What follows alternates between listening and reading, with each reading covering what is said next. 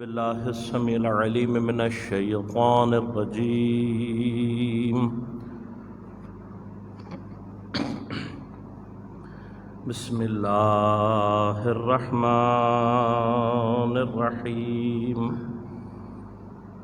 الحمد للہ الذی ہدانا لہذا وما كنا لنهتدي لولا أن هدانا الله لقد جاءت رسل ربنا بالحق الصلاة والسلام على رسول المسدد المصطفى الأمجد المحمود الأحمد أبي القاسم محمد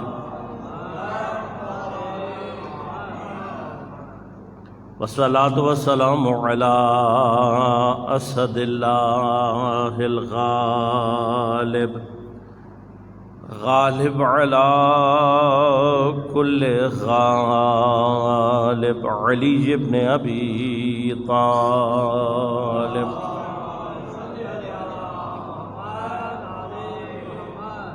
والصلاة والسلام على سيدة المعصومة المظلومة الطاهرة البتول بضعة الرسول فاطمة الزهراء سيدة نساء العالمين والصلاة والسلام على الحسن المجتبى والحسين المظلوم وأهل بيته الطيبين الطاهرين المعصومين المظلومين المنتجبين المنتخبين لا سيما بقية الله في الأراضين روحي وأرواح العالمين لتراب مقدمه الفداء ولعنة الله على أعدائهم أجمعين أما بعد قال الله تعالى في كتابه الكريم بسم الله الرحمن الرحيم وجعلنا من بين أيديهم سدا ومن خلفهم سدا فأغشيناهم فهم لا يبصرون صلوات اللهم صل على محمد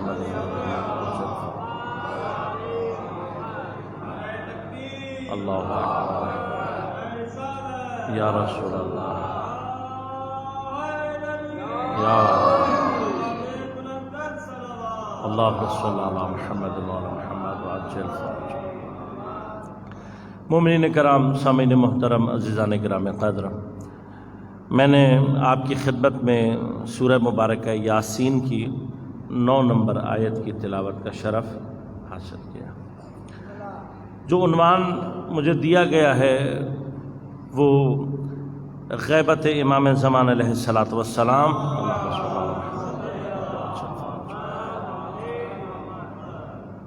میں ایک عزادار کی ذمہ داریاں، چند ایک مطالب ہیں جو آپ کی خدمت میں عرض کروں گا کہ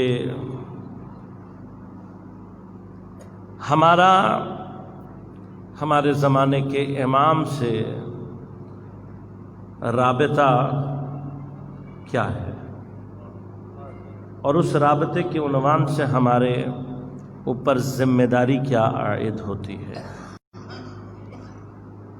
آیا امام کے غیبت میں چلے جانے کا مطلب یہ ہے کہ جب امام غیبت میں چلے گئے تو اب ہمارے اوپر بھی کوئی ذمہ داری نہیں ہے اور امام سے بھی کوئی رابطہ پیدا نہیں کیا جا سکتا؟ آیا ایسا ہے یا نہیں؟ امام سے رابطہ بھی پیدا کیا جا سکتا ہے اور ہمارے اوپر ذمہ داریاں بھی ہیں۔ ایک مطلب عرض کروں گا اس اعتبار سے تاکہ ہم یہ سمجھ سکیں کہ امام کو درپیش غیبت کس طرح کی غیبت ہے، اس لیے کہ قرآن نے 4 طرح کی غیبتوں کو ذکر کیا ہے۔ دین میں 4 طرح کی غیبتوں کا تصور موجود ہے۔ ایک غیب وہ ہے کہ جس کے لیے فرمایا جاتا ہے مومن کی تعریف میں یؤمنون بالغیب، مومن وہ ہوتا ہے کہ جو غیب پر ایمان رکھتا ہے۔ یہاں پر جو ایمان بالغیب ہے اس سے کیا مراد ہے؟ ایمان بالغیب پر یہاں پر وہ غیب مراد ہے کہ جو ہماری عقل میں آ ہی نہیں سکتا، ہماری عقل میں نہیں آ سکتا، یعنی انسان جس غیب کو اپنی عقل سے سمجھ نہیں سکتا تو اس پر ایمان کیسے لائے گا؟ اس غیب پر ایمان لایا جاتا ہے اللہ کی حجت کے ذریعے سے۔ دیکھیے، توحید کے لیے عقل کی دلیل چاہیے ہوتی ہے، نبوت کے لیے، امامت کے لیے عقلی دلیل۔ یعنی کیا؟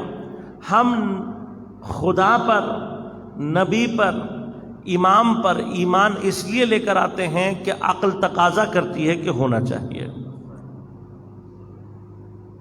اس وجہ سے نہیں خدا کو ایک مانتے کہ ہمیں کسی نے آ کر کہا کہ بھئی خدا ایک ہے اور ہم نے بات مان لی، ایسا نہیں۔ ہمارے پاس خدا کے ایک ہونے، اس کے واجب الوجود ہونے کی دلیلیں موجود ہیں، ثابت کر سکتے ہیں۔ اسی طرح سے جب توحید ثابت ہو جاتی ہے تو خدا اور بندوں کے درمیان میں ایک رابطے کی جو دلیل ہے وہ بھی عقلی دلیل ہے۔ لہذا وہ رابطہ جو خدا اور بندوں کے درمیان قائم ہوتا ہے اسے معصوم کہتے ہیں۔ اب وہ یا نبی ہوتا ہے یا امام، اس کی دلیلیں عقلی ہیں، اور پھر بعض دیگر دلائل کے ذریعے سے جب نبوت ثابت ہو جاتی ہے اور ہمیں نبی کے یا امام کے سچے ہونے کا یقین ہو جاتا ہے، ہم اس کے صدق پر ایمان لے آتے ہیں، تو اب جب نبی ہم سے یہ کہتا ہے کہ فرشتہ ہے تو ہمیں اور آپ کو ماننا پڑے گا، ورنہ ہم اپنی عقل سے فرشتے کو درک نہیں کر سکتے۔ نبی کہتا ہے میرے اوپر وحی آتی ہے تو اب اس وحی کو ماننا پڑے گا، کیونکہ مجھے اور آپ کو نہیں پتا کہ وحی کیا چیز ہے۔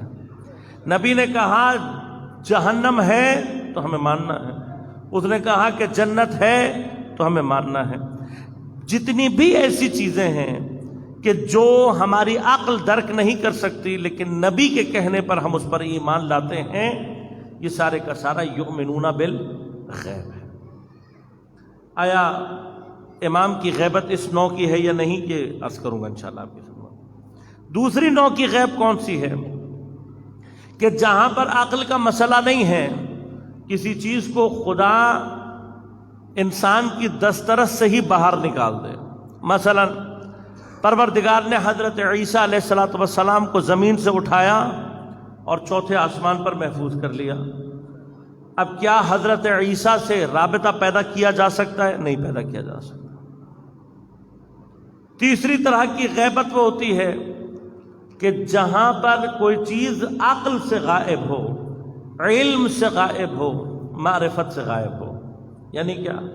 چیز سامنے ہے، جو سامنے ہو سکتی ہے، لیکن ہم صرف اس وجہ سے نہیں پہچان پاتے کہ ہم اس کا علم اور اس کی معرفت نہیں رکھتے۔ مثلا حضرت یوسف علیہ السلام جب عزیز مصر بنے، آپ کے بھائی آپ کے پاس آئے، آپ سے رابطے میں آئے، آپ کے سے ملاقات کی، آپ کے ساتھ کھانا کھایا، سب کچھ کیا، لیکن نہیں جانتے تھے کہ یہ ہمارا بھائی یوسف ہے۔ بس ایسا بھی ہو سکتا ہے کہ کوئی سامنے ہو لیکن اس کو پہچانا نہ جائے۔ چوتھی جو غیبت ہوتی ہے نو کی، وہ کیا ہے؟ کہ انسان کی آنکھوں سے، اس کے جو یہ 5 حواس ہیں، اس سے کسی چیز کو چھپا دیا جائے۔ اس کی مثال بھی حضرت یوسف کا ہی واقعہ، اور خدا نے جس وقت آپ کے بھائیوں نے آپ کو کنویں میں ڈالا لفظ استعمال کیا فی غیابات الجب، کہ جب ہم نے یوسف کو کنویں کی غیب میں چھپا دیا۔ اب سب سے پہلے تو یہ دیکھنا ہے کہ امام کون سی غیبت ہے۔ آیا امام کسی پہاڑ، کسی غار، کسی جزیرے میں ہے، کسی ایسی جگہ پر چھپایا اللہ نے، یا اللہ نے حضرت عیسیٰ کی طرح سے آپ کو اٹھا لیا ہے، آپ دنیا میں نہیں ہیں، یا آپ کسی ایسی حالت میں چلے گئے ہیں کہ جو فرشتوں کی طرح کی حالت ہے؟ تو ان تینوں میں سے کوئی بھی کیس نہیں ہے۔ امام کی غیبت کے بارے میں کیا فرمایا؟ فرمایا امام تمہارے درمیان ہوتے ہیں لیکن تم انہیں پہچان نہیں سکتے۔ ہمارے درمیان ہی ہوتے ہیں لیکن ہم امام کو پہچانتے نہیں ہیں۔ یہ جو میں نے آیت آپ کی خدمت میں پڑھی، قرآن میں ارشاد فرماتا ہے پروردگار وَجَعَلْنَا مِن بَيْنِ أَيْدِيهِمْ سَدًّا، ہم نے ان کے سامنے کی جانب بھی رکاوٹ کو قرار دیا، وَمِن خَلْفِهِمْ سَدًّا، اور پیچھے کی جانب بھی رکاوٹ کو قرار دیا، فَأَغْشَيْنَاهُمْ، اس کے بعد ہم نے انہیں ڈھانپ دیا، جیسے کسی چادر یا کپڑے سے ڈھانپا جاتا ہے، غشا یعنی ڈھانپ دینا، فَأَغْشَيْنَاهُمْ، ہم نے انہیں ڈھانپ دیا، فَهُمْ لَا يُبْصِرُونَ، بس اب یہ دیکھنے والے نہیں ہیں۔ سوال یہ پیدا ہوتا ہے کہ اگر پروردگار کسی کو آگے کی جانب سے بھی روک دے، پیچھے کی جانب سے بھی روک دے، اور پھر پروردگار اسے ڈھانپ دے، تو کیا اس کے لیے دیکھنے کا تصور باقی رہ جاتا ہے؟ اصل کوئی تصور نہیں ہے۔ کسی کو آپ آگے پیچھے سے روک دیں، اس کے لیے کوئی رکاوٹ کھڑی کر دیں اور اس کے اوپر کوئی چیز ڈال دیں اور پھر اسے کہیں کہ اس کو دکھائی نہیں دے رہا، تو پروردگار جب تو نے اس کو ڈھانپ دیا تو اس کو دکھائی کہاں سے دے گا؟ لیکن جو بات پروردگار ہم تک پہنچانا چاہتا ہے اور اس رکاوٹ سے کیا مراد ہے، وہ کلمہ فہم لا یبصرون کے اندر پوشیدہ ہے۔ دیکھیے فہم لا یبصرون، پس وہ دیکھنے والے نہیں ہیں۔ عربی میں 4 مادے ایسے ہیں کہ جن کا ماد ہم جب اردو میں ترجمہ کرتے ہیں تو ہم ترجمہ کیا کرتے ہیں؟ دیکھنا۔ یہ چاروں لفظ اردو میں کہیں نہ کہیں استعمال ہوتے ہیں، کچھ زیادہ استعمال ہوتے ہیں، کچھ کم۔ 4 مادے کون کون سے ہیں؟ نظرہ، بصرہ، رعا اور شہدہ۔ اب میں استعمال بتا دوں آپ کو تاکہ آپ کے لیے آسان ہو جائے۔ نظرہ کا جو مادہ ہے اس سے اردو میں لفظ نظر استعمال کیا جاتا ہے، اور کہا جاتا ہے نا بھئی آپ کی نظر تیز ہے، کسی کو کہا جاتا ہے آپ کی نظر کمزور ہے۔ بصرہ کا لفظ بھی استعمال کیا جاتا ہے بصارت اور بصیرت کے عنوان سے۔ رعا کے مادے سے جو سب سے مشہور لفظ استعمال کیا جاتا ہے وہ کیا ہے؟ رؤیت۔ اور یہ لفظ رؤیت آپ چاہے پورا سال سنیں یا نہ سنیں، سال میں 2 مرتبہ آپ کو سننا پڑتا ہے، ایک رمضان سے پہلے اور ایک رمضان کے آخر میں۔ کس نام سے؟ رؤیت ہلال کمیٹی۔ خبروں میں سنا ہوگا نا آپ نے، رؤیت ہلال کمیٹی۔ رؤیت کیا ہے؟ دیکھنا، ہلال چاند، اور رؤیت ہلال کمیٹی یعنی چاند دیکھنے والی کمیٹی۔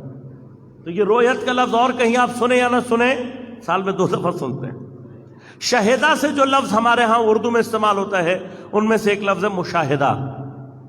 بہت جب تکلف سے کسی کو کہا جائے تو کہتے ہیں مشاہدہ فرمائیں، یعنی دیکھیں، ورنہ شاہد کون ہوتا ہے؟ جو کسی واقعے کو دیکھے اور اس کی گواہی دے۔ اب ان میں کیا فرق ہے میں زیادہ تفصیل میں نہیں جاؤں گا، صرف ابتدائی طور پر 2 نظرہ اور بصارہ کے درمیان میں فرق بیان کروں گا اور پھر گفتگو کو آگے بڑھاؤں گا۔ غور کیجیے گا، نظرہ اور بصرہ ان دونوں کا تعلق ہماری اس بدن کی آنکھ سے ہے، لہذا رؤیت میں اور شہدہ کا مادہ جو ہے اس کے اندر جو دیکھنا ہے وہ اس سے زیادہ قوی ہے کہ جو بدن کی آنکھ ہو اور اس کے بغیر۔ کچھ ایسا دیکھنا بھی ہوتا ہے نا جو ہم اپنی اس آنکھ سے نہیں دیکھتے۔ بدن کی آنکھ بند ہوتے ہی کیا دیکھا جاتا ہے؟ انسان کیا دیکھتا ہے آنکھ بند کر کے؟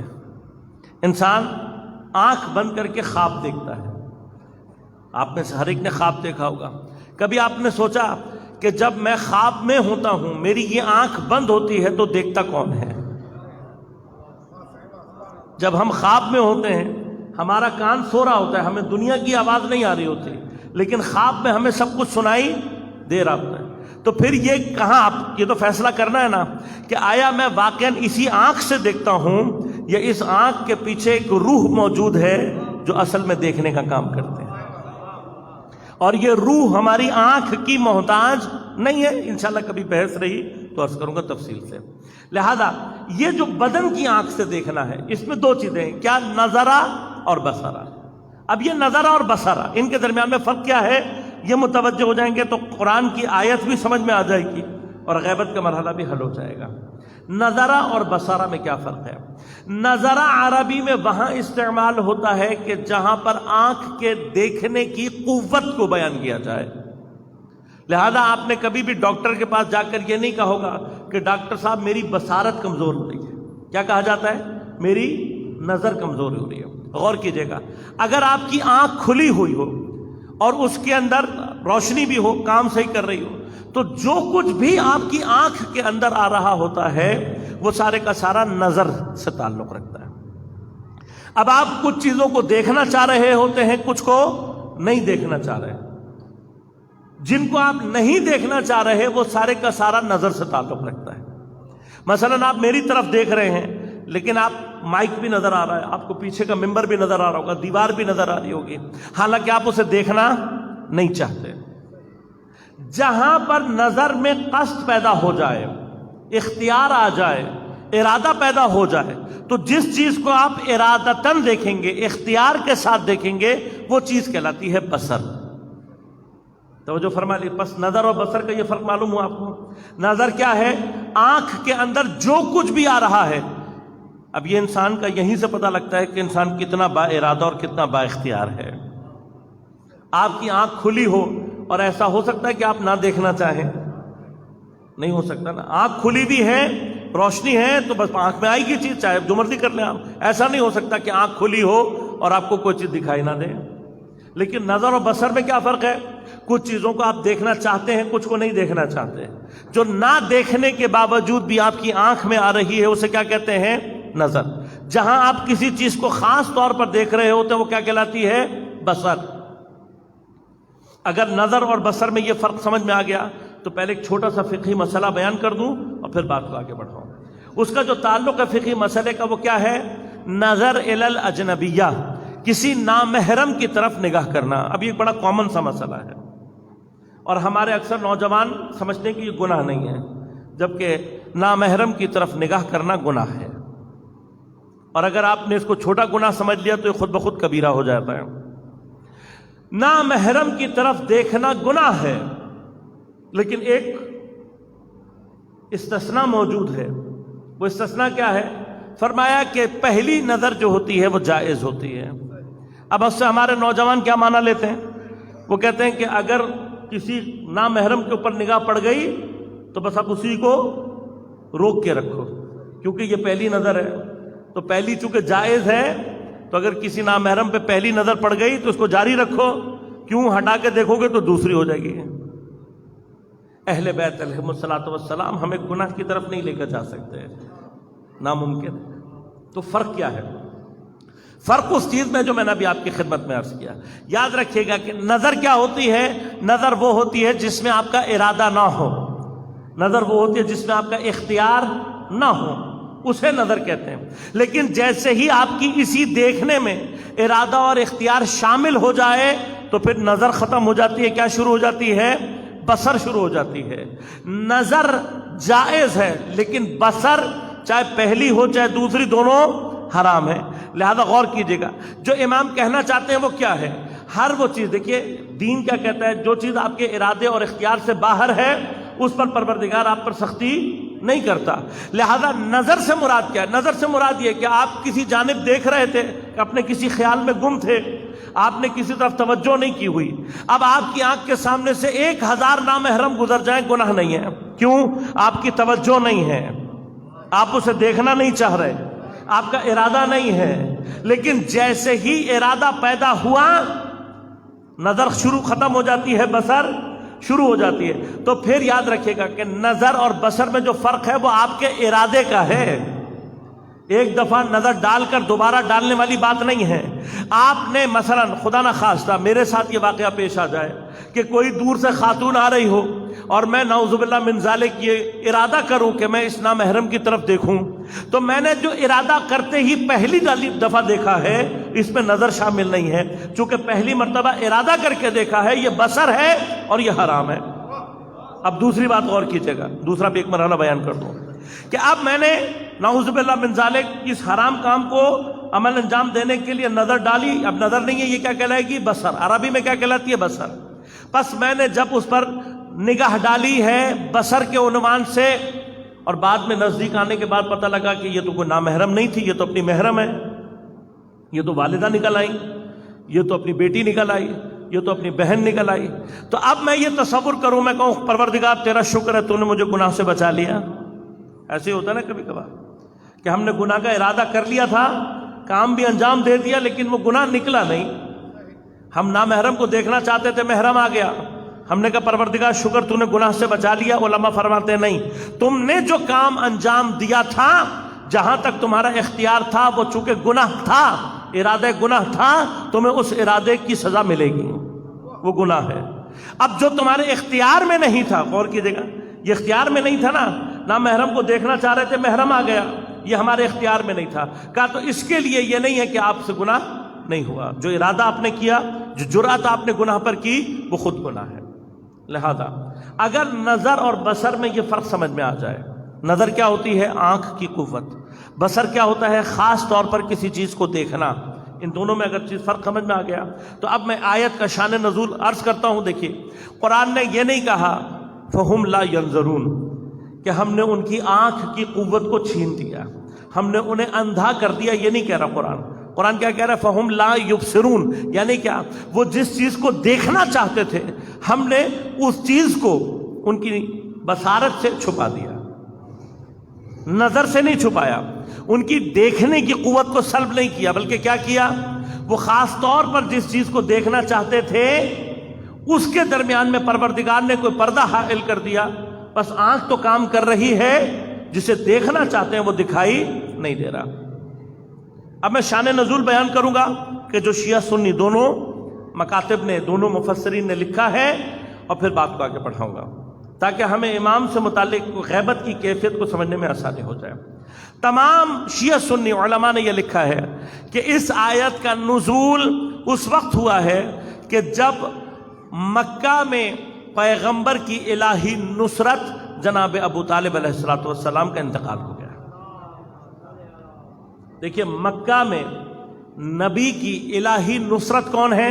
جناب ابو طالب۔ جب تک جناب ابو طالب تھے کسی کے اندر جرأت نہیں تھی کہ پیغمبر کی طرف نگاہ اٹھا کر ڈالے۔ تاریخ ہے، جا کر دیکھ لیجئے۔ اور یہ ہمیں ابھی سمجھ میں نہیں آتا کہ جو ساری زندگی نبی کی حفاظت کرتا رہے وہ کافر بن جائے، اور جو ساری زندگی نبی کو قتل کرنے کی سازش کرتا رہے وہ صحابی بن جائے۔ یہ ہمیں نہیں سمجھ میں آتا۔ جس نے اپنی پوری زندگی نبی کی حفاظت کی، ایک چھوٹا سا جملہ کہہ جاؤں تاکہ میرے نوجوانوں کے ذہن میں بات رہے کہ لوگ کہتے ہیں جی تاریخ میں ابو طالب علیہ السلام کا کلمہ نہیں ملتا، تو کلمہ تو ہمیں پیغمبر کا بھی نہیں ملتا۔ کہیں پہ پیغمبر نے بھی کلمہ ایسے پڑھا ہو؟ ایسے تو نہیں پڑھا کر پیغمبر نے۔ تو یاد رکھیے گا، جو کلمہ پڑھانے آتے ہیں ان کا کلمہ نہیں تلاش کیا جاتا۔ ابو طالب علیہ السلام اللہ کے اولیاء میں سے تھے، اور پیغمبر کے سارے اجداد جناب ابو طالب سے لے کر حضرت اسماعیل تک سارے کے سارے اولیاء الہیہ میں سے تھے۔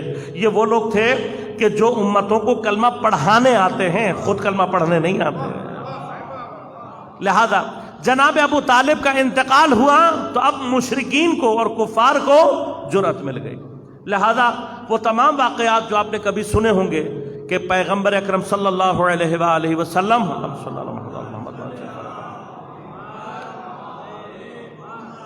پیغمبر پر جو ظلم و ستم ڈھائے گئے، آپ طائف میں گئے، اتنے آپ کو پتھر مارے کہ آپ لہو لہان ہو گئے۔ مکہ کے اندر اتنی جرأت ہو گئی تھی کفار اور مشرکین کی کہ جب پیغمبر مسجد الحرام میں نماز پڑھ رہے ہوتے، یہ غلاظتیں لا کر آپ کی پشت اتھر پہ رکھ دیتے، کبھی اونٹ کی اوجڑی، کبھی کوئی اور کچرا، کوئی غلاظت لا کر پیغمبر کی پشت اتھر پر رکھ دیتے، اور کسی کی جرأت نہیں ہوتی اس وقت کہ جائے اور پیغمبر سے ان چیزوں کو دور کرے۔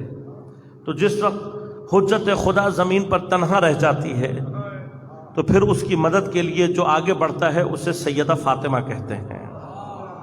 جناب سیدہ کی سیرت کا اہم ترین پہلو یہ ہے عزیزوں کہ صرف پیغمبر کی شہادت کے بعد آپ مولا کائنات کے لیے مدافع بن کے نہیں بڑھی ہیں، بلکہ مکہ میں بھی جس وقت پیغمبر کو کسی مدافع کی ضرورت تھی تو جناب سیدہ پیغمبر کا دفاع کر رہی تھی۔ لہذا صرف جناب سیدہ تھی جو جا کر اپنے بابا کی پشت سے ان چیزوں کو ہٹا کر دور کیا کرتے ہیں۔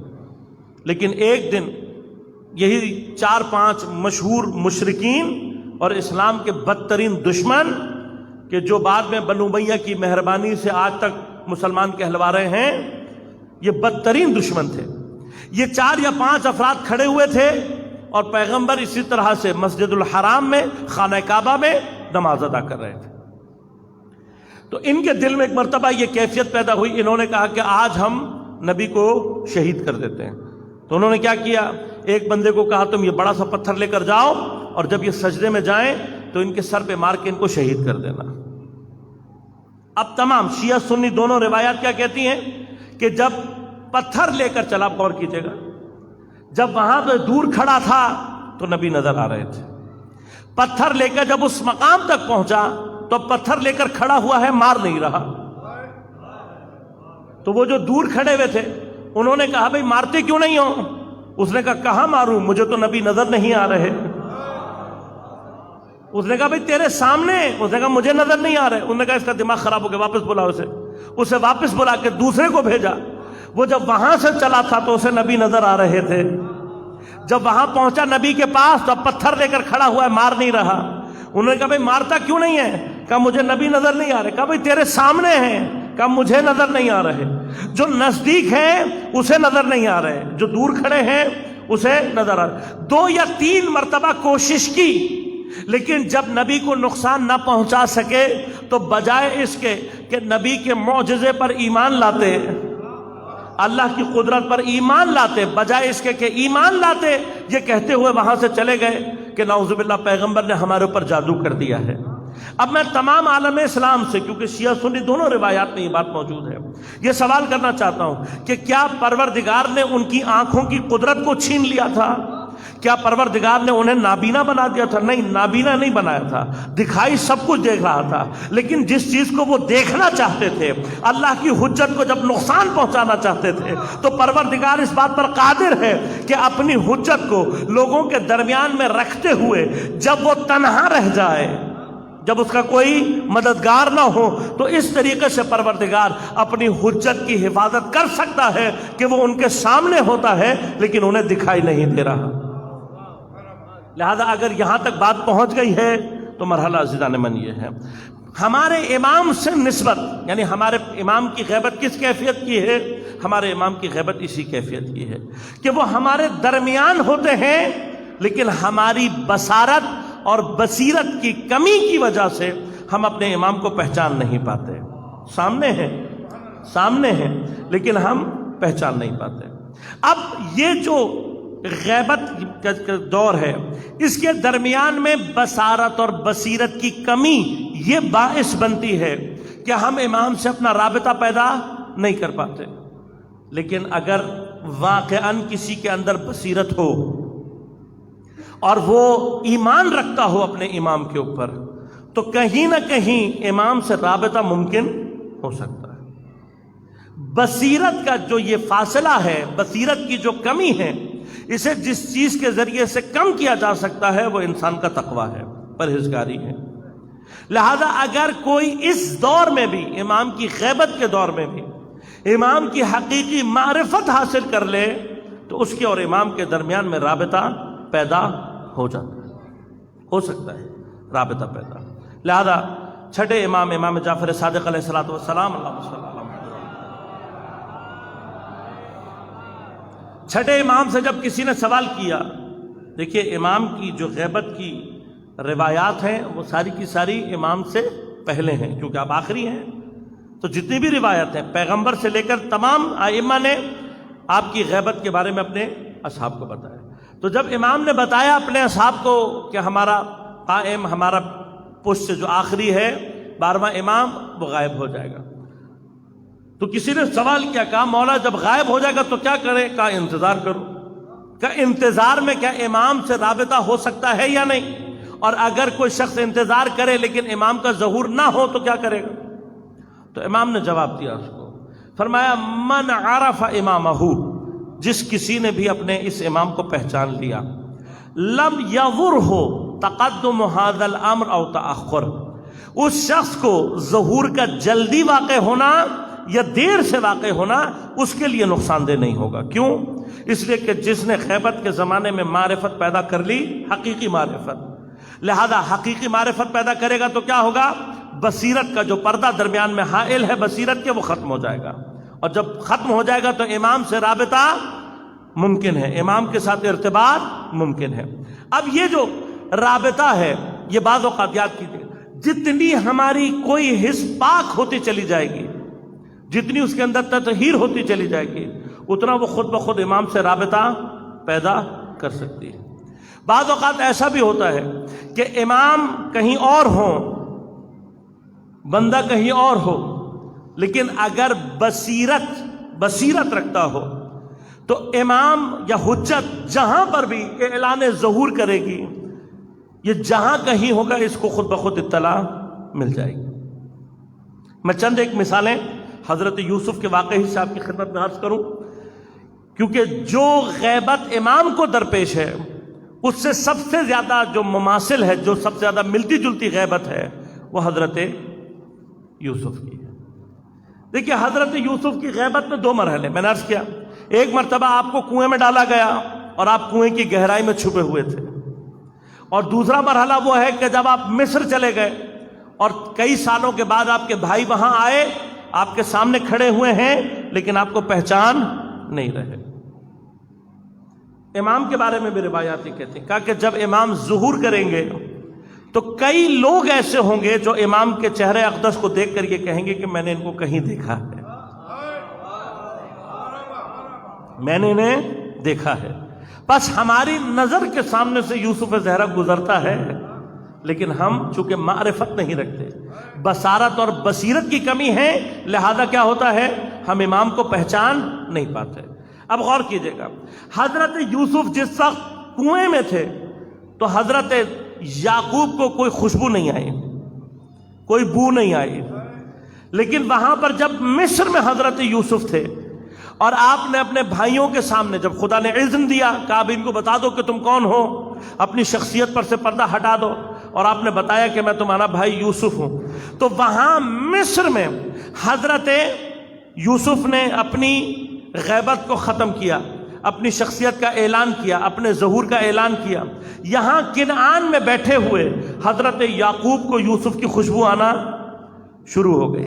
کیوں؟ اس پورے دور میں جس میں جناب یوسف غائب ہوئے تھے، واحد انسان کہ جس کو حضرت یوسف کی زندگی پر بھی یقین تھا، سب لوگ کیا کہہ رہے تھے کہ یوسف مر گیا ہے، سب لوگوں کو یقین آ گیا تھا کہ یوسف مر چکے ہیں، واحد حضرت یعقوب ایسے تھے کہ پوری دنیا کے باوجود آپ کہتے تھے نہیں، میرا یوسف زندہ بھی ہے اور میرا یوسف واپس بھی آئے گا۔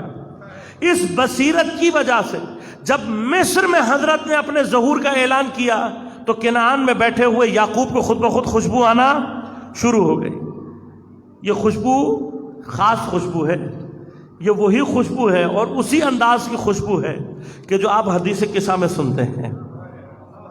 حدیث قصہ میں سنتے ہیں نا کہ کیا ہوا، پیغمبر تشریف لائے جناب سیدہ کے گھر میں اور آپ نے اپنے اوپر چادر ڈال لی۔ اب میں لفظ تھوڑا سا تبدیل کروں، یعنی پیغمبر چادر کے نیچے غائب ہو گئے، لیکن جو صاحبان بصیرت تھے جیسے ہی گھر میں آتے تھے آ کر کہتے تھے ہمیں پیغمبر کی خوشبو آ رہی ہے۔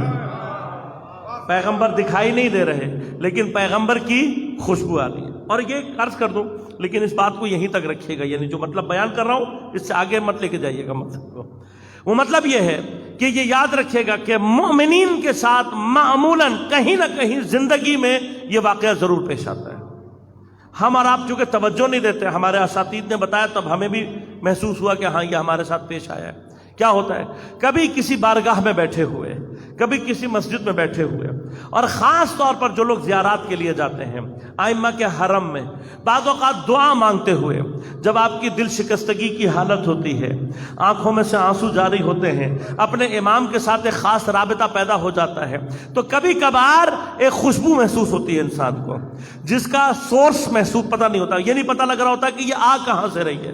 ایک خوشبو کا جھونکا آتا ہے، تھوڑی دیر تک آتا ہے، اس کے بعد وہ خوشبو ختم ہو جاتی ہے۔ ہمارے اساتذہ فرماتے ہیں، عرفا فرماتے ہیں، کہتے ہیں وہ خوشبو کوئی عام خوشبو نہیں ہوتی، وہ عام خوشبو نہیں ہوتی، کوئی گل بدن نزدیک سے گزرا ہوتا ہے جس کے بدن کی خوشبو ہوتی ہے۔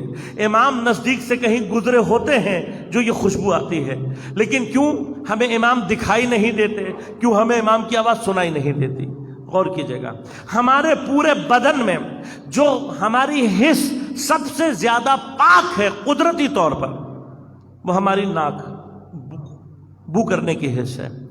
ناک کے اگر آپ گناہ ڈھونڈنے بھی نکلیں گے تو شاید آپ کو مشکل سے کوئی گناہ ملے، معمولاً ناک سے گناہ انجام نہیں ہوتے، تقریباً کوئی ایسا گناہ ہے بھی نہیں کہ جو ناک سے انجام دیا جائے۔ تو ناک فطرتاً قدرتاً سب سے زیادہ پاک رہتی ہے۔ آنکھ سے ہم ہزاروں گناہ کرتے ہیں، کانوں ہمارے ہزاروں طرح کے گناہ کرتے ہیں، زبان ہماری ہزاروں گناہ کرتے ہیں، ہاتھ ہمارے ہزاروں گناہ کرتے ہیں۔ جو حس ناپاک ہوتی چلی جاتی ہے گناہ کے اثر سے، اس کے اندر قابلیت نہیں رہتی کہ وہ اپنے امام کو سے رابطے میں آئے۔ بھئی میں کیسے اپنی آنکھوں سے امام کو دیکھ سکتا ہوں جب میری آنکھوں نے اتنے گناہ کیے ہیں؟ میرے کان کیسے امام کی آواز سن سکتے ہیں جب انہوں نے گناہ کیے ہوئے ہیں؟ میرا سلام کیسے امام کی خدمت میں پہنچ سکتا ہے جب میری زبان نے اتنے گناہ کیے ہیں؟ لیکن خوشبو کیوں آتی ہے؟ اس لیے کہ ناک سب سے زیادہ پاک اور سب سے زیادہ طاہر ہے، چونکہ اس کے گناہ نہیں ہیں، لہذا اس کے اندر یہ قابلیت رہتی ہے کہ یہ امام کی خوشبو کو درک کر لے۔ لہذا عزیزان من، اب حضرت یوسف کے واقعے میں دو باتیں ہیں، عرض کروں گا اور پھر رحمتوں کو تمام، خاص طور پر ان لوگوں کے لیے کہ جو وسیلے کے منکر ہیں، جو کہتے ہیں کہ بس وسیلہ جو ہے اللہ کے لیے کہ اور بندوں کے درمیان میں وسیلہ کیا ہے؟ شرک۔ ایسا ہی ہے نا، یا علی مدد کہنے والوں جو منکر، وہ کہتے ہیں یا علی مدد کہا تم نے شرک ہے۔ یاد رکھیے گا، اگر ہم نے کہیں کسی مقام پر مولا کو اللہ سے جدا طور پر، الگ طور پر کچھ سمجھ لیا، یہ واقعاً شرک ہے۔ ہم جو یا علی مدد کہتے ہیں اس لیے کہتے ہیں کہ اللہ نے ہمارے مولا کو اپنے اور ہمارے درمیان رکھا ہے، جو ان کے اندر قدرت ہے، جو ان کے اندر طاقت ہے، جو کچھ بھی ان کے پاس ہے، وہ سب اللہ کا ہی دیا ہوا ہے۔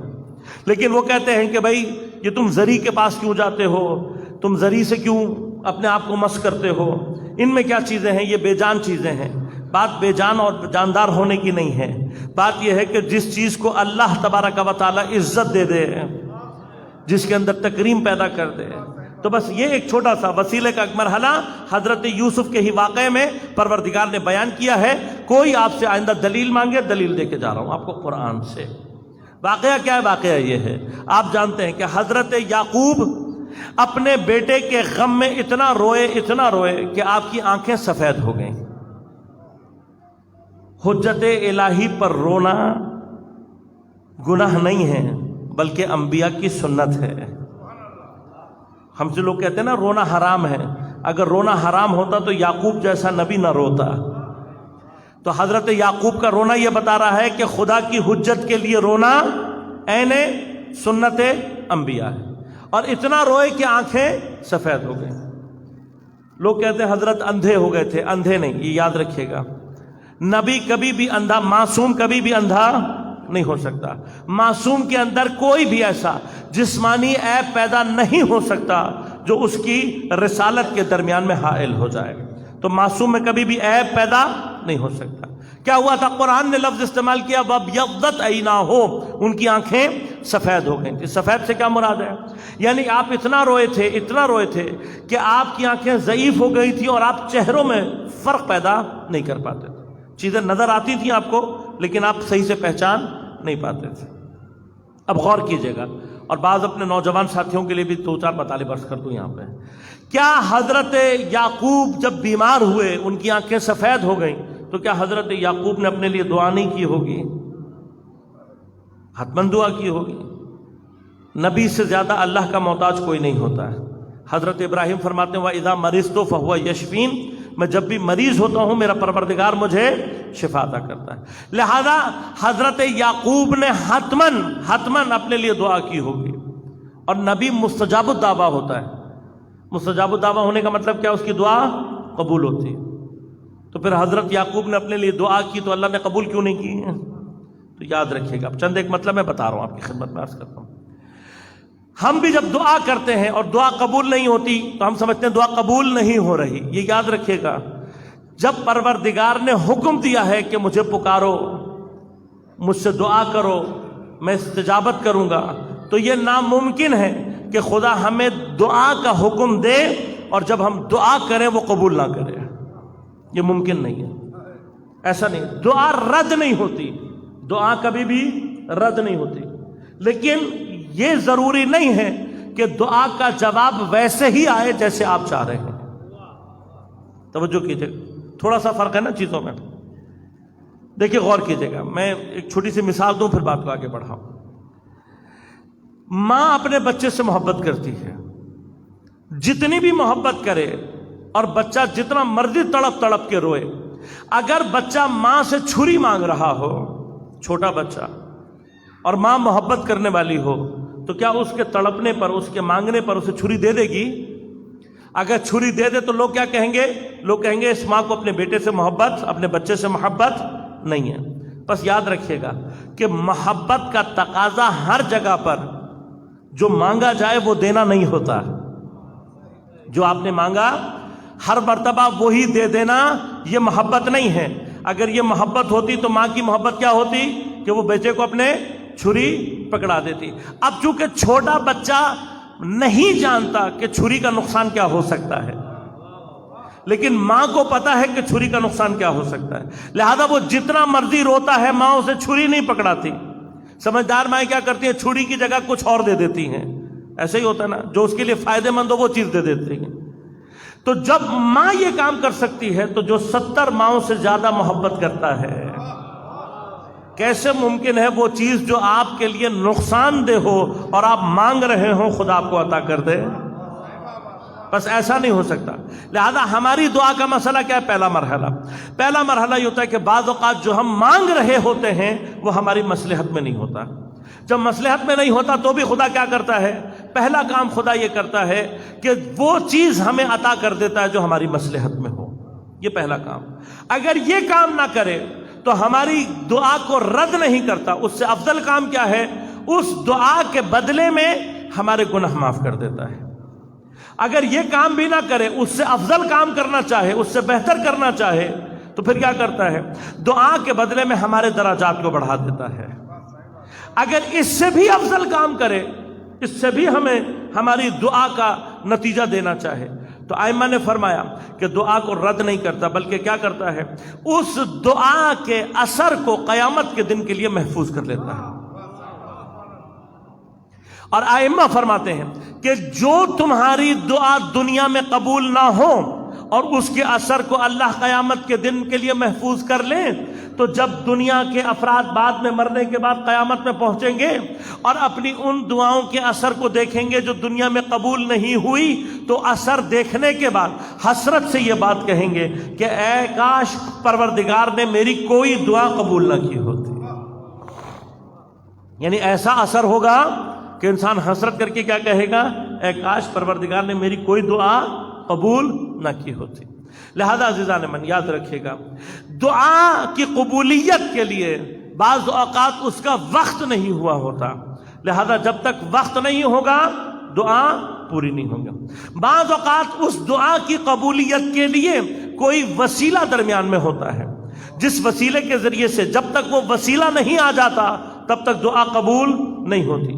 اب ہمارا اور آپ کا کام ہے دعا کرتے رہنا. اگر وقت نہیں ہوگا تب بھی دعا رائگاں نہیں جائے گی، فضول نہیں جائے گی، اس کا کوئی نہ کوئی اثر باقی رہے گا. اب حضرت یعقوب کی دعا کا اثر کس میں تھا؟ دعا تو آپ کر رہے ہیں لیکن شفا کیسے ملنی تھی آپ کو؟ یہ قرآن بتانا چاہتا ہے. دیکھیے ہم اور آپ بعض اوقات دوا کھاتے ہیں، دوا کھانے کے بعد ہم کیا کہتے ہیں کہ اس دوا سے مجھے فائدہ ہوا. ایسے ہی کسی مشکل میں پھنس جاتے ہیں، کسی کے پاس مدد کے لیے جاتے ہیں، جب وہ ہماری مدد کرتا ہے تو ہم کیا کہتے ہیں؟ کہتے ہیں اس شخص نے میری مدد کی۔ اگر میرا ایمان بھی، یعنی میرے ذہن میں بھی یہ ہو کہ مجھے شفا اس دوا سے ملی یا فلاں آدمی نے میری مدد کی، یہ بھی شرک ہے، اسے شرک خفی کہتے ہیں۔ لہذا اگر اس مرحلے میں آپ اپنی توحید کو برقرار رکھنا چاہتے ہو تو علماء فرماتے ہیں کہ یہ مت کہا کریں مجھے اس دوا سے شفا ملی، بلکہ جملہ یہ کہا کریں کہ خدا کا شکر ہے کہ اس نے اس دوا سے مجھے شفا عنایت کی۔ جس نے آپ کی مدد کی ہے اس کے لیے یہ مت کہیں کہ اس نے میری مدد کی ہے، بلکہ کیا کہیں کہ خدا کا شکر ہے کہ اس نے اس شخص کے ذریعے سے میری مدد کی۔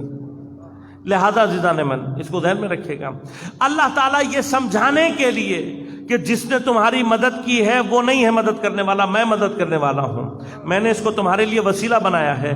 بعض اوقات جس پر ہمیں یقین ہوتا ہے کہ یہ میری مدد کرے گا، پروردگار اس کو ایسی حالت میں لے آتا ہے کہ وہ ہماری مدد نہیں کر پاتا۔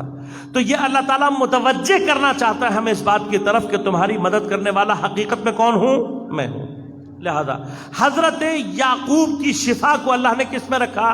حضرت یعقوب کی دعا میں نہیں رکھا۔ تو عین ممکن ہے کہ حضرت یعقوب کو حضرت یوسف کے ذریعے سے شفا ملنی تھی، یعنی وسیلہ کون ہے؟ حضرت یوسف۔ تو جب حضرت یوسف کو پتہ لگا کہ بابا کی آنکھیں کمزور ہیں تو آپ نے بھی دعا کی ہوگی۔ اس کا مطلب کیا ہوا کہ حضرت یوسف کی دعا میں بھی حضرت یعقوب کی شفا نہیں تھی۔ شفا کس میں تھی؟ فرمایا کہ جب حضرت یعقوب کو کہا گیا نا کہ بابا کی آنکھیں سفید ہیں تو آپ نے فرمایا اذهبوا بقمیصی ھذا، میری یہ والی قمیصی لے جاؤ اور اس کو لے جا کر جب تم بابا کے چہرے پر ڈالو گے تو ان کی آنکھیں ٹھیک ہو جائیں گی۔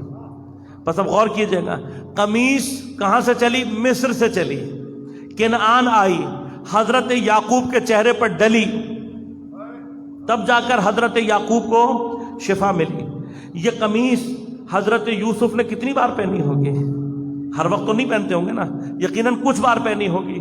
جو قمیص کچھ دیر کے لیے ایک نبی کے بدن سے نسبت پیدا کر لے، وہ ایک اور نبی کی آنکھوں کی شفا واقع ہو سکتی ہے، تو جس مرقد میں معصوم سینکڑوں سال سے موجود ہو، وہ قبر جس کے اندر نبی اکرم صلی اللہ علیہ وسلم کی آپ کا جسد اطہر 1000 سال سے وہاں پر موجود ہو، تو اس سے قبر کی جو زری ہے وہ نسبت پیدا کر کے شفا نہیں عطا کر سکتی، حتماً پیدا کر سکتی ہے۔ لہذا بس ایک جملہ اور یہاں پر ایک بات کہوں اور آگے بڑھ جاؤں کہ یہ جو حضرت نے کہا اذهبوا بقمیصی ھذا، میری یہ والی قمیص لے کر جاؤ، تو فصاحت اور بلاغت کا قاعدہ یہ ہے کہ جہاں پر کم الفاظ سے مطلب بیان ہوتا ہو وہاں پر زیادہ الفاظ استعمال کرنا خلاف فصاحت ہے۔ اگر حضرت یوسف یہ کہتے کہ اذهبوا بقمیصی، میری قمیص لے جاؤ، تب بھی جملہ پورا تھا۔ یہ کہنے کی کیا ضرورت تھی اذهبوا بقمیصی ھذا، میری یہ والی قمیص لے کر جاؤ؟ دیکھیں، میری قمیص لے جاؤ اور میری یہ والی قمیص لے کے جاؤ، ان دونوں میں کوئی فرق ہے؟ ہمیں اور آپ کو محسوس نہیں ہوتا ہے، لیکن عربی فصاحت اور بلاغت میں اس کے اندر فرق موجود ہے۔ وہ فرق کیا ہے؟ اگر آپ یہ کہتے اذهبوا بقمیصی، میری قمیص لے کر جاؤ، تو آج وسیلے کے منکر کو یہ کہنے کا موقع مل جاتا کہ کوئی قمیص نہیں تھی، یہ لفظ قمیص کسی چیز کا استعارہ تھا، کوئی مجاز تھا، آپ قمیص نہیں کہنا، قمیص میں اشارہ تھا کسی اور چیز کا، مراد قمیص نہیں تھی۔ لیکن جب آپ نے کہہ دیا اذهبوا بقمیصی ھذا، تو یہ ھذا جو ہے ھذا عربی میں اس میں اشارہ ہے، اور اس کی خاص قوت ہے۔ وہ قوت کیا ہے؟ یہ جس کی طرف اشارہ ہو رہا ہوتا ہے اس کو معین اور مشخص کر دیتا ہے۔ مثلا جب حضرت نے کہا نا اذهبوا بقمیصی ھذا، تو ھذا کسی قمیص کی طرف ہی جائے گا۔ تو اب آپ کوئی بھی دنیا کا کوئی شخص بھی یہ نہیں کہہ سکتا کہ وہاں کوئی قمیص نہیں تھی، ھذا کی وجہ سے قمیص کا ہونا ضروری ہو گیا۔ ھذا کا اشارہ بتا رہا تھا کہ کوئی قمیص تھی جو کہ لے جائی گئی اور حضرت کے چہرے پر ڈالی گئی۔ توجہ فرما رہے ہیں؟ کوئی قمیص تھی کہ جو گئی تھی۔ ھذا نے کیا کیا؟ اپنے مشار الیہ کو، جس چیز کی طرف اشارہ کیا جا رہا ہوتا ہے، اسے معین اور مشخص کر دیا۔ اب اس کو کوئی ہٹا نہیں سکتا، اسے کوئی بدل نہیں سکتا۔ قمیص کے لیے اب استعارے کی گنجائش ختم ہو گئی، مجاز کی گنجائش ختم ہو گئی۔ لہذا حاضہ کے اندر یہ قوت ہے کہ وہ معین اور مشخص کر دیتا ہے چیز کو. اسی حاضہ کی جو میں نے اتنی بحث کی تھوڑی سی آپ کی خدمت میں، اس کی وجہ آپ کو بتاؤں. ایک اور جگہ پر آپ کو یہ حاضہ نظر آئے گا اور وہاں پر خود بخود آپ کو اس کی قوت سمجھ میں آ جائے گی. دیکھیے غدیر کے میدان میں پیغمبر یہ کہہ سکتے تھے من کنت مولا فعلی مولا ہو، میں جس کا مولا ہوں علی بھی اس کا مولا ہے.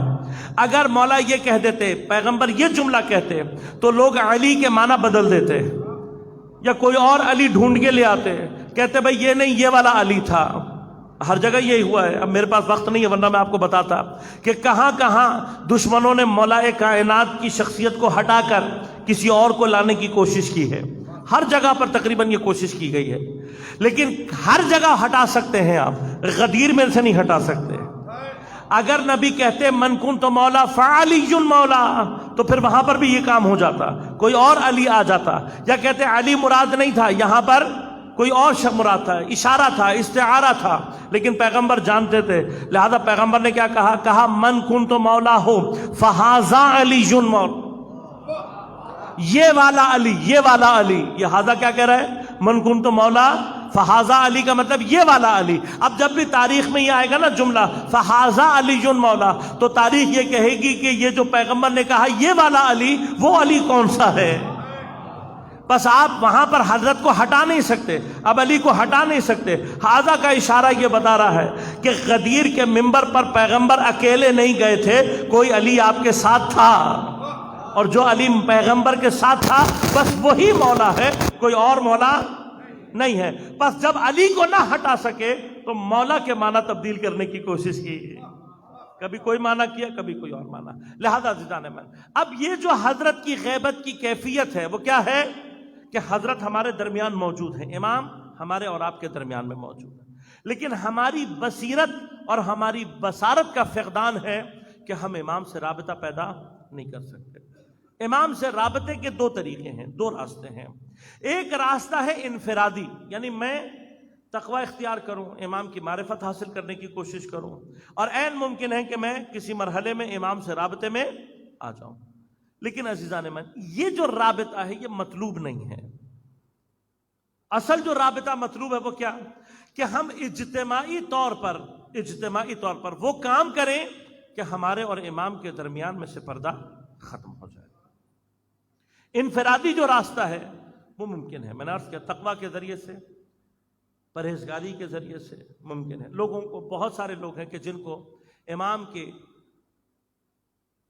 حضور میں پہنچنے کا موقع ملا، لیکن جو مطلب آپ کی خدمت میں پیش کرنا چاہتا ہوں خاص طور پر جس کے لیے میں نے اتنی ساری زحمت دی، وہ یہ ہے کہ جو حدیث میں نے آپ کی خدمت میں بیان کی کہ امام نے فرمایا کہ جس نے بھی اپنے زمانے کے امام کی معرفت پیدا کر لی لم یضرہ تقدم ھذا الامر او تاخر، اس کے لیے ظہور کا جلدی ہو جانا یا ظہور کا دیر سے ہو جانا اس شخص کے لیے نقصان دہ نہیں ہے.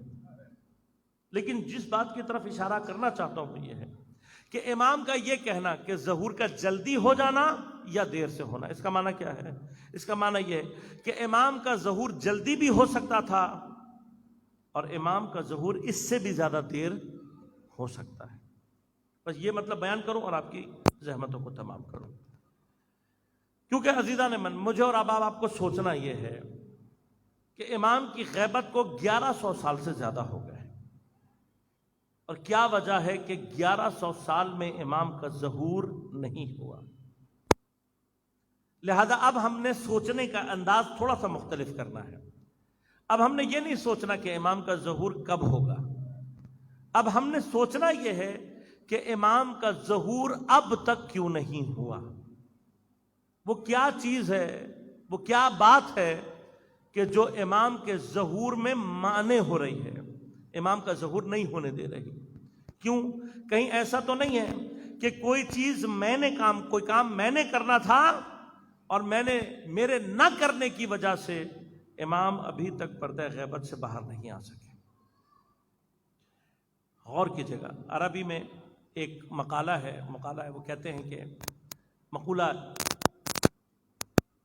الانتظار اشد من الموت، انتظار موت سے زیادہ شدید ہوا کرتا ہے.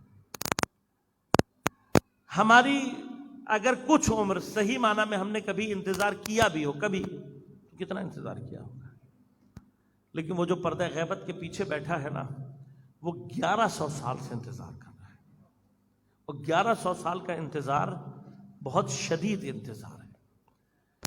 اس نے اس ٹوٹے ہوئے پہلو کا بدلہ لینا ہے جو در و دیوار کے درمیان میں آیا ہے، اس نے اس گلے میں بندھی ہوئی رسی کا بدلہ لینا ہے کہ جو علی کے رسی گلے میں ڈال کر مسجد میں کھینچا گیا، اس نے کربلا کا بدلہ لینا ہے، شام غریبہ کا بدلہ لینا ہے، کوفہ اور شام کا بدلہ لینا ہے، اور ہر روز وہ اپنے ذوالفقار کے دستے پر ہاتھ رکھ کر اس بات کا منتظر ہوتا ہے کہ شاید میرے شیعہ کچھ ایسا کر لیں کہ میرے اور ان کے درمیان سے پردہ غیبت ختم ہو جائے۔ اس ایک آخری مطلب ہے جو بیان کروں گا اور زحمتوں کو تمام، وہ کیا؟ کبھی آپ نے سوچا ہے کہ امام کا ظہور کتنا جلدی ہو سکتا تھا؟ ایک دوسرا، امام کا ظہور مزید کتنا دور جا سکتا ہے؟ یہ دو مطلب بس بیان کروں گا تاکہ تھوڑا سا ہمیں اپنی زندگیوں میں سوچنے کا موقع ملے۔ امام جعفر صادق علیہ الصلوۃ والسلام سے ہی اللہم صلی علی محمد، جب آپ نے اپنے بیٹے کی غیبت کا ذکر کیا تو کسی نے آ کر سوال کیا، کہا مولا آپ کا بیٹا جب غائب ہو جائے گا تو ظہور اور فرج کے لیے کیا کریں، اور کتنی جلدی امام کا ظہور ممکن ہے؟ تو امام نے فرمایا لما طال علی بنی اسرائیل العذاب، جب بنی اسرائیل کے اوپر عذاب بہت طولانی ہو گیا۔ کتنا طولانی ہوا؟ فرمایا 170 سال بنی اسرائیل فرعون کے ہاتھوں عذاب میں رہے، لیکن 170 سال کے بعد جا کر ان کو خیال آیا کہ اس طریقے سے نہیں ہوگا، ہمیں کوئی کام مل جل کر کرنا پڑے گا، لہذا انہوں نے اپنے درمیان کے سارے لڑائی جھگڑے چھوڑے اور جمع ہو گئے۔ امام فرماتے ہیں کہ بکو وضجوا 40 صباحا، پورا بنی اسرائیل جمع ہو گیا، سارے لڑائی جھگڑے آپس کے چھوڑ کر سب جمع ہو گئے، اور 40 صبح انہوں نے شدید گریاں اور شدید نالہ و فریاد کیا اللہ کے حضور میں، کہ جب 40 دن انہوں نے اس طریقے سے گریہ و فریاد کیا تو اللہ نے حضرت موسیٰ اور ہارون کے ذریعے سے ان کے لیے فرج کو مہیا کر دیا۔ پھر آپ نے فرمایا اگر ہمارے بیٹے کی غیبت کے دوران مومنین اسی طرح سے مل کر 40 صبح گریہ و زاری کریں، نالہ و فریاد کریں مل کر، تو بعید نہیں ہے کہ پروردگار ان کے لیے امام کے ظہور کو مہیا کر دے۔ اب ذرا سوچئے گا، تھوڑا سا ذرا غور کیجئے گا، وہ ظہور جو 40 دنوں میں ممکن ہے، ہو سکتا تھا 40 دنوں، اسے 1100 سال گزر گئے۔ ہم 1100 سال میں مل کر امام کے لیے گریہ نہیں کر سکے، تو کیا ہم واقعاً منتظر ہیں؟ کیا یہ کام ہم نہیں کر سکے؟ 1100 سال میں ہم ایک مرتبہ بھی ایسا نہیں کر سکے کہ سارے مومنین جمع ہوں اور 40 صبح، صرف 40 دن کی بات ہے، 1.5 مہینہ بھی نہیں ہے، 40 دن ہم مل کر امام کے لیے گریہ و فریاد کریں۔ امام فرما رہے ہیں کہ بعید نہیں ہے کہ پروردگار امام کو اس نے ظہور دے دے، لیکن کیا ہم واقعاً منتظر ہیں؟ 1100 سال گزر جانے کے باوجود بھی کیا ہمیں اس بات کا احساس ہے کہ امام جس کا ظہور 40 دنوں میں ممکن ہو سکتا تھا، اسے 1100 سال گزر گیا؟ دوسری جو روایات ہیں وہ کہتی ہیں کہ امام کا ظہور اتنا طولانی ہوگا کہ لوگوں کو آپ کے وجود میں شک ہونے لگے گا۔ یہ وہ مرحلہ جس سے میں اور آپ گزر رہے ہیں۔ لیکن سب سے زیادہ خطرناک چیز کیا ہے؟ سب سے زیادہ خطرناک یہ ہے کہ کتنا طولانی ہو سکتا ہے، آخر حد کتنی ہے۔ لہذا ایک روایت ہے، آپ نے کہیں نہ کہیں سنی ضرور ہوگی، اور یہ شیعہ اور سنی دونوں منابع میں ذکر ہوئی ہے۔ اہل سنت برادران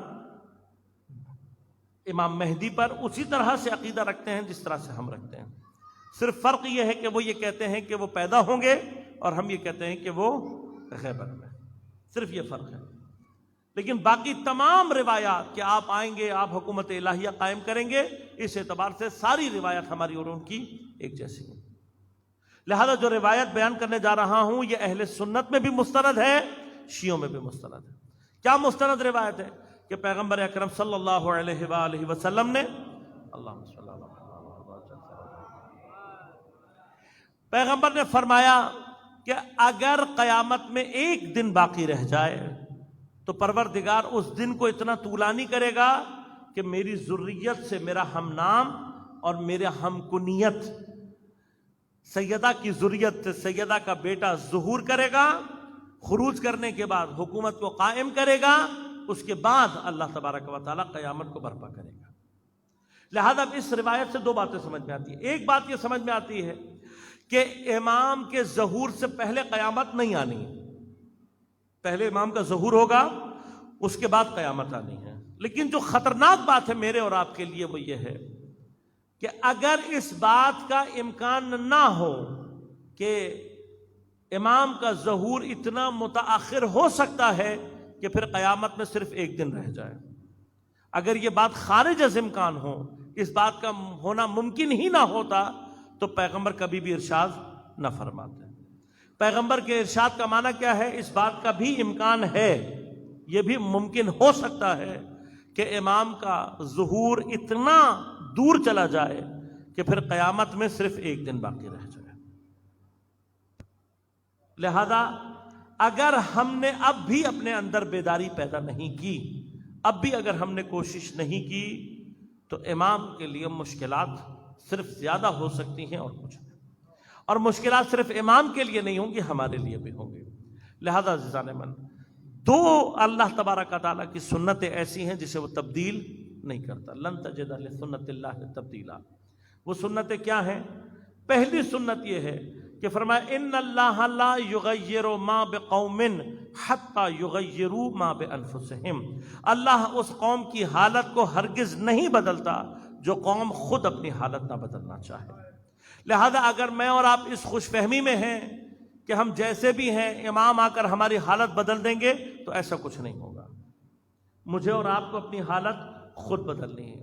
دوسری سنت سورہ مبارکہ مومنون کی آخری آیت کا آخری حصہ فرمایا ان تتولوا، اگر تم نے منہ پھیر لیا، یستبدل قوما غیرکم لا یکونوا امثالکم، اگر تم نے منہ پھیر لیا، اگر تم نے حرکت نہ کی، اگر تم میں تبدیلی پیدا نہ ہوئی، خدا تمہیں بدل کر تم سے بہتر قوم کو لے آئے گا، ایسی قوم کہ جو اللہ سے محبت کرتی ہوگی اور اللہ اس سے محبت کرتا ہوگا۔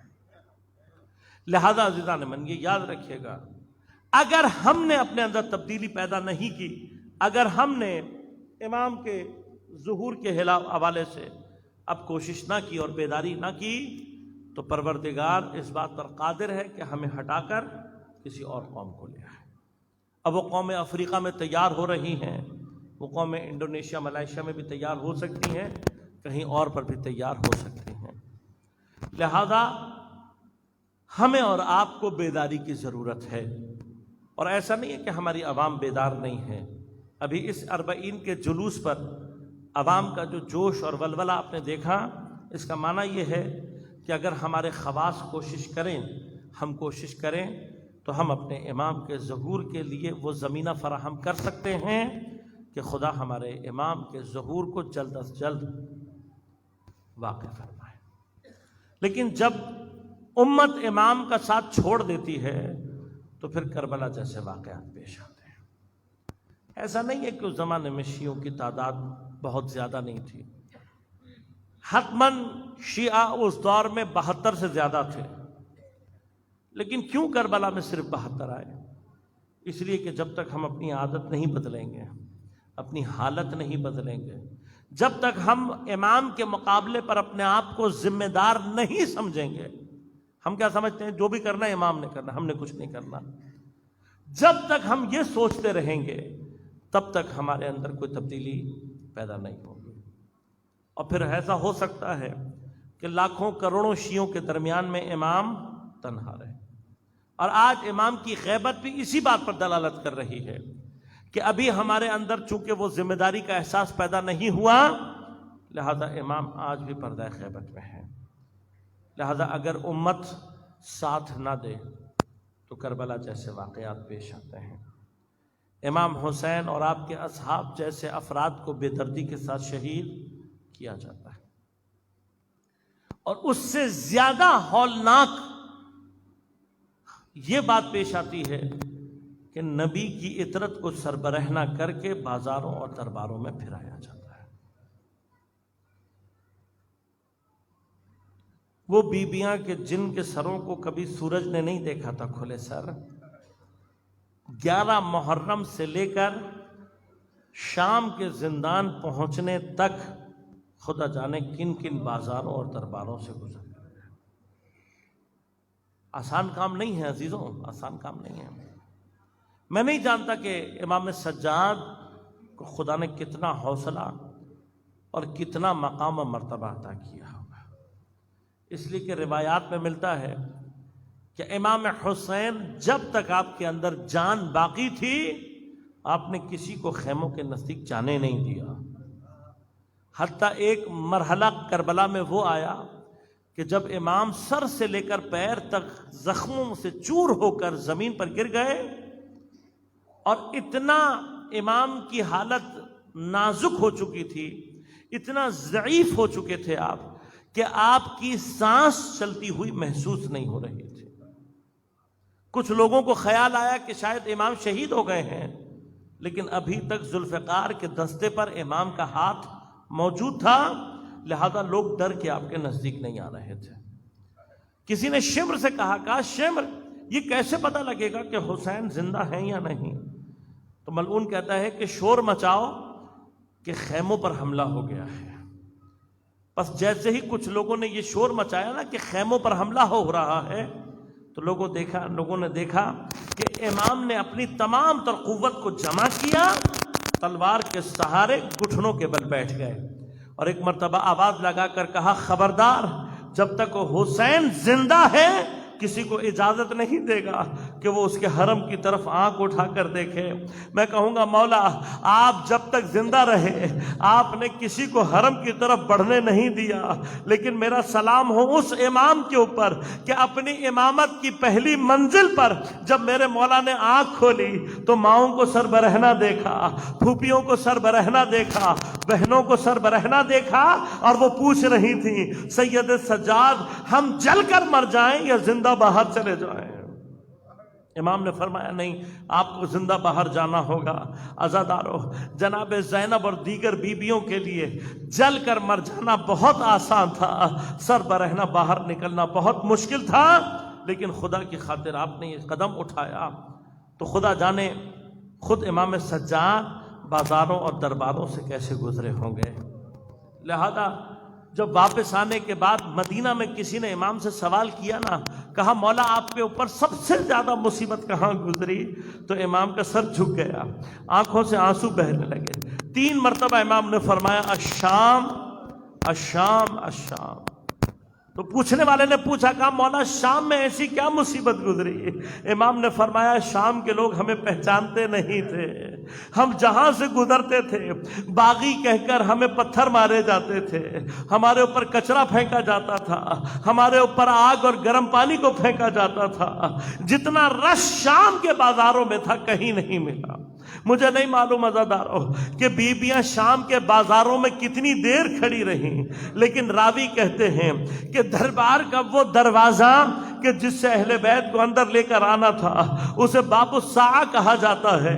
72 گھنٹے بیبیاں اس دروازے پر کھڑی رہیں کہ پہلے دربار کو ایک مرتبہ سجا لیا جائے، اس کے بعد بیبیوں کو لے کر آیا جائے گا۔ جب 72 گھنٹے کے بعد دربار کو پوری طرح سے سجا لیا گیا اور کرسیوں پر آ کر لوگ بیٹھ گئے تو اہل بیت کے اوپر یہ ظلم کیا گیا۔ سب سے پہلے امام سجاد کو دربار میں لایا گیا، آپ کے ہاتھوں میں ہتھکڑیاں تھیں، پیروں میں بیڑیاں تھیں، گلے میں طوق ڈلا ہوا تھا، کھینچتے ہوئے امام کو دربار میں لایا گیا۔ ایک کونے میں سر جھکا کر میرا مولا کھڑا ہو گیا، لیکن اس سے زیادہ سخت مرحلہ میرے مولا کے اوپر اس وقت تھا کہ جب ایک ایک کر کے بیویوں کو بے غیرتوں اور نامحرموں کے مجمع میں لایا جاتا تھا، اور شمر ملعون ایک مقام پہ کھڑے ہو کر بیویوں کا نام لیتا جاتا تھا۔ امام سجاد صرف سر جھکا کر کھڑے تھے، کچھ کر نہ سکے، اور اس مرحلے میں بیویاں اب سروں پر چادریں نہیں تھیں، تو بیویاں ایک دوسرے کے پیچھے اپنے آپ کو چھپا کر اپنا پردہ کرنے کی کوشش کر رہی تھیں۔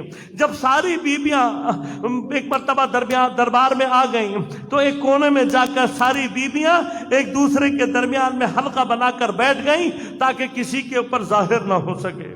ساری بیویاں اپنے آپ کو سمٹا کر بیٹھی ہوئی تھیں، لیکن ایک بیوی ایسی تھی کہ جو بیویوں کے درمیان میں اپنے آپ کو سب سے سمٹا کر بیٹھی ہوئی تھی، سر جھکا کر بیٹھی ہوئی تھی، گویا اپنے وجود کا اظہار نہیں کرنا چاہتی تھی۔ لیکن عزیزوں، دربار میں بڑی بڑی مصیبتیں گزری۔ ایک مصیبت ایسی اور ایک مرحلہ ایسا تھا جس نے سید الصابرین کے صبر کے پیمانے کو لبریز کر دیا۔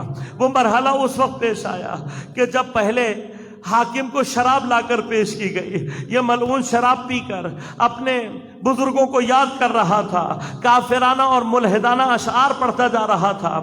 پھر اس کے سامنے ایک تشت میں امام حسین کا سر رکھ کر لا کر اس کے تخت کے پاس نیچے زمین پر رکھ دیا گیا۔ جب شراب کا نشہ بہت سر پر چڑھا، اس ملعون نے ایک لکڑی اٹھائی، ایک چوب اٹھائی اور امام حسین کے لبھائے مبارک پر ضربتیں مارنا شروع کی۔ بس یہ وہ مرحلہ تھا جو امام سجاد سے برداشت نہ ہو سکا۔ امام نے اپنا سر اٹھا کر کہا، ملعون، تجھے معلوم ہے یہ ہونٹ کوئی عام ہونٹ نہیں ہے، ارے یہ بوسہ گاہ رسالت ہے۔ پیغمبر نے جن ہونٹوں کا بوسہ لیا تو ان پر لکڑیاں مار رہا ہے۔ بھئی یہ آواز کا سننا تھا۔ ایک مرتبہ شرابی حاکم نے پوچھا، کہا یہ کون ہے؟ کہا یہ علی ابن الحسین ہے۔ کہا میں نے تو کہا تھا ان کے تمام مردوں کو قتل کر دینا، یہ زندہ کیوں لے کر آ گئے اسے؟ کہا یہ بہت بیمار تھا، ہم نے سمجھا تھا کہ یہ سفر کے دوران مر جائے گا، لیکن یہ زندہ یہاں تک آ گیا۔ حاکم نے کہا اگر یہ زندہ یہاں تک آ گیا ہے تو میرے سامنے میرے دربار میں اسے قتل کر دیا جائے۔ بس عزادارو، جیسے ہی قتل کا حکم صادر ہوا، ایک حبشی غلام اس نے اپنی تلوار کو باہر نکالا اور تلوار لے کر امام کی طرف بڑھا۔ ابھی چند قدم آگے بڑھا تھا، وہی بی بی جو بیویوں کے حلقے میں اپنے آپ کو چھپا کر بیٹھی ہوئی تھی، ایک مرتبہ بیویوں کا حلقہ توڑ کر باہر آئی، آ کر امام سجاد کے سامنے کھڑی ہو گئی اور للکار کے کہا، جب تک میں زندہ ہوں کوئی میرے بیٹے کو ہاتھ نہیں لگا سکتا۔ شرابی حاکم نے پوچھا کہ یہ کون ہے؟ کہا یہی تو زینب کبریٰ ہے جس کے خطبوں نے تیری حکومت کو لرزہ کر دیا ہے، تیری حکومت میں لرزہ پیدا کر دیا ہے۔ کہا میں نے اس کا بہت نام سنا ہے، اسے بھی قتل کر دو۔ اب جلاد نے اپنا رخ جناب زینب کی جانب کیا، ابھی چند قدم چلا تھا، ایک بی بی اور نکلی اور آ کر جناب زینب کے سامنے کھڑی ہو گئی۔ سر کے بال سفید ہیں، چہرہ سیاہ ہے، آ کر کہتی ہے خبردار، جب تک میری شہزادی، میں جب تک زندہ ہوں کوئی میری شہزادی کو ہاتھ نہیں لگا سکتا۔ اب شرابی حاکم نے پوچھا کہ یہ کون ہے؟ کہا یہ ان کی کنیز ہے، نام فضہ ہے۔ کہا کنیز کی یہ مجال، اسے بھی قتل کر دو۔ بس جیسے ہی جلاد کو حکم ملا، اس نے اپنا رخ جناب فضہ کی جانب کیا۔ ابھی جناب فضہ کے نزدیک آیا تھا، آپ نے اپنے چہرے پر سے بالوں کو ہٹایا، ہٹا کر کہا تو جانتا ہے میں کون ہوں؟ پھر اس کے بعد آپ نے حبشہ کی زبان میں گفتگو شروع کی اور آپ نے کہا او حبشی تو جانتا ہے میں حبش کی وہ ملکہ ہوں جو اپنا تخت چھوڑ کر سیدہ کے دروازے پر نوکری کرنے گئی تھی۔ میں تمہاری وہی ملکہ ہوں کہ جس کو تم ساری زندگی یاد کرتے رہے ہو۔ بھئی یہ سننا تھا۔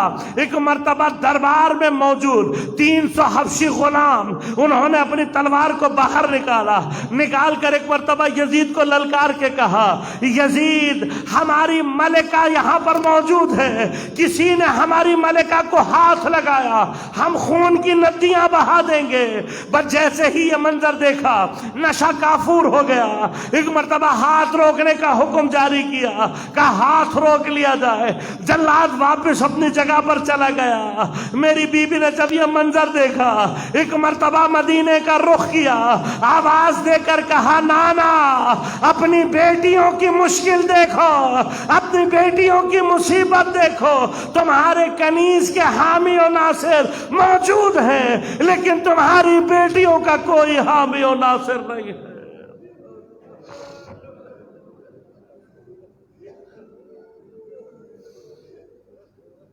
الا ولعنۃ اللہ علی القوم الظالمین وسيعلم الذين ظلموا أي منقلب ينقلبون۔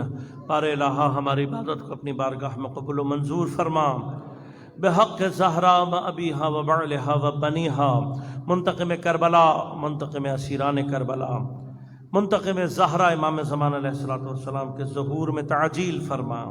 بار الہا بحق زہرا و ابیہا و بعلہا و بنیہا، عزاداران سید الشہداء دنیا میں جہاں جہاں موجود ہیں ان سب کو اپنے حفظ و امان میں رکھ، ان کی پریشانیوں کو دور فرما، مشکلات کو آسان فرما۔ بار الہا جتنے ہمارے مریض ہیں سب کو شفا کامل عاجل عنایت فرما، جتنے ہمارے بے گناہ اسیر ہیں بحق اسیران کربلا، بار الہا ان سب کو جلد از جلد رہائی عنایت فرما۔ بار الہا جہاں جہاں دنیا میں مؤمنین باطل سے برسر پیکار ہیں، بحرین میں، یمن میں، عراق میں، شام میں، سعودی عرب میں، لبنان میں، نائجیریا میں، ان سب کو نصرت اور کامیابی عنایت فرما۔ فلسطین، میانمار، کشمیر کے مؤمنین کو نصرت و کامیابی عنایت فرما۔ بار الہا بحق زہرا و ابیہا و بعلہا و بنیہا، دین دشمن، اہل بیت دشمن قوتوں کو نیست و نابود فرما، پاکستان دشمن قوتوں کو نیست و نابود فرما۔ بار الہا بحق زہرا و ابیہا و بعلہا و بنیہا، تمام علماء مراجع ازام کی حفاظت فرما، بالخصوص آیت اللہ سیستانی رہبر معظم انقلاب اسلامی کی حفاظت فرما، حزب اللہ کی رہبریت، انصار اللہ کی رہبریت، حشد الشعبی اور اس کی رہبریت کی حفاظت فرما۔ بار الہا بحق زہرا و ابیہا و بعلہا و بنیہا، ہم سب کو امام زمان علیہ السلام کے اعوان و انصار میں شمار ہونے کی توفیق عنایت فرما۔ ربنا تقبل منا انک انت السمیع العلیم برحمتک یا ارحم الراحمین۔